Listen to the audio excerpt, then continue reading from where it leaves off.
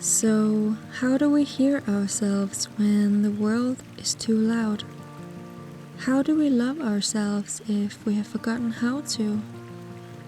I truly believe that the love is within us already, ready to be found and unfolded. A little while before I adopted Atlas, in the middle of a stressful time, I decided to run away to Sweden. I had found a cute bed and breakfast in a rural town, and I remember that the photo the host had, this old couple, were them in traditional Swedish clothing. They reminded me of forest elves, so of course I had to go there. I had no expectations for my small getaway besides the yearning for reconnecting with myself. And I have an approach that tends to work well for me.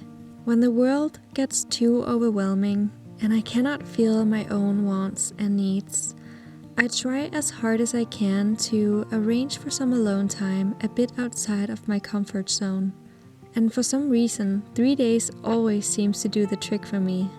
Spending 3 intentional days with myself in somewhat solitude, as uncomfortable as it might sound, allows me to face thoughts and worries deep within me that I have suppressed or ignored. Furthermore, it allows me to cultivate the relation with myself by forcing me to think about what I want to do and collaborate with myself in achieving them. And the challenges that I overcome, no matter how small, makes me feel proud and confident. Just spending the 3 days alone in itself often feels like a huge achievement to me. Moreover, the solitude allows me to be somewhat bored enough so that I actually start creating humoristic elements and laugh with myself.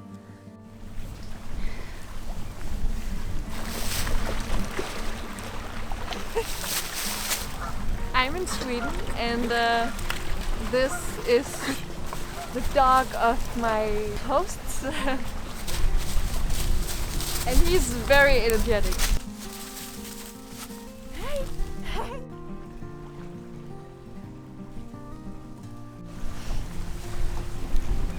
Sometimes, I love being around people, but sometimes I just need to clear my head.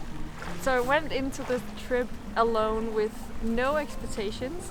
I said to myself, even if this trip is a really negative experience, like even if things do not go as planned, then I forgive myself, because then it doesn't matter, because I didn't go into this trip to have like a great time. It sounds stupid, but I didn't. And the funny thing is, because I didn't have any expectations at all for this trip, I am having the best time. I think we should never stop hoping for the best outcome. But if we expect it to be in a certain way, it's so hard to not be disappointed. And I just realized, wow, it's so long time ago since I've been alone. And I really need to warm up to myself. So that's why I was like, even if I'm having a terrible time, it's okay, because it's really important to face being alone. I think it's really important, no matter how you feel or what mood you're in, to just let yourself be alone sometimes without expecting it to be a great time. Just to get to know yourself. It's really windy today. Okay, I'm gonna shut this down. Before, I used to think spending too much alone time was boring or even awkward. I now try more to perceive it on the same wavelength as if I seek to reconnect with an old friend. Sure, we might need to tune into each other in the very beginning, but after talking and listening, we'll get to know each other better.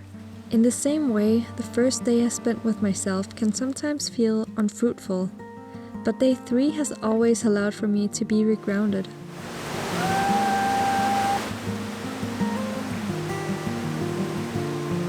So amazing.